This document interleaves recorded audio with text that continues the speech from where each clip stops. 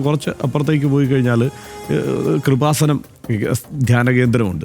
അവിടെ കൈ ഒടിഞ്ഞാൽ കൃപാസനം പത്രത്തിൽ പൊതിഞ്ഞു വെച്ചാൽ മാറിക്കൊള്ളുമെന്ന് ആ പത്രത്തിൽ തന്നെ അച്ചടിച്ച് കൊടുക്കുന്ന രീതിയിലാണ് അവിടെ കാര്യങ്ങൾ പ്രവർത്തിക്കുന്നത്. അതിനെ ഏത് ഗണത്തിൽ പെടുത്തും എന്നുള്ള പ്രശ്നമുണ്ട്. ഇപ്പോൾ അപ്പുറത്ത് കഴിഞ്ഞ കുറച്ച് കാലം മുമ്പ് നമ്മൾ കണ്ടല്ലോ, വിസ്ഡവും മർക്കസുദ്ധവയും എല്ലാവരും കൂടെ ചേർന്നിട്ട് ജിന്നുണ്ടോ, ജിന്നിനെ ഏതെങ്കിലും ആഭിചാരക്രിയയ്ക്ക് പ്രയോഗിക്കാമോ എന്നൊക്കെയുള്ളത് സംബന്ധിച്ച് വലിയ തർക്കവും ചർച്ചയും നടക്കുകയാണ്. അത് എങ്ങനെയാണ് സർക്കാർ പരിഗണിക്കുക, ഇതിലേതിൽ ഉൾപ്പെടുത്തും എന്നുള്ളത്, അതിൻ്റെ വിശ്വാസ തലത്തെയും അന്ധവിശ്വാസ തലത്തെയും എങ്ങനെയാണ് അതിനെ തരംതിരിച്ച് കാണുക എന്നുള്ള പ്രശ്നമുണ്ട് കേരളത്തിലേക്ക് വരുമ്പോൾ. ഇതിനെ നേരത്തെ സനീഷ് പറഞ്ഞ ഈ ഹിന്ദു മതവുമായി ബന്ധപ്പെട്ട്, അല്ലെങ്കിൽ ഒരുപക്ഷെ ഹിന്ദു എന്ന നിലയിൽ ഇത് പരുവപ്പെടുന്നതിന് മുമ്പ് തന്നെയുള്ള ആചാരങ്ങളും ഒക്കെ ഇവിടെ നിലനിൽക്കുകയാണ് ഇപ്പോഴും പല പല രീതികളിൽ പല ക്ഷേത്രങ്ങളിലുമൊക്കെ. ഇതിനെയൊക്കെ എങ്ങനെയാണ് വിശ്വാസമാണോ അന്ധവിശ്വാസമാണോ കാണുക? പഴയ നമ്മുടെ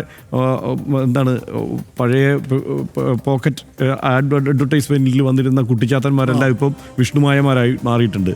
അത് അന്ധവിശ്വാസമാണോ അതോ വിശ്വാസമാണോ എന്ന് തരംതിരിക്കേണ്ടി വരും. ഇതിങ്ങനെയുള്ള വലിയ പ്രശ്നങ്ങളിലേക്ക് പോകും.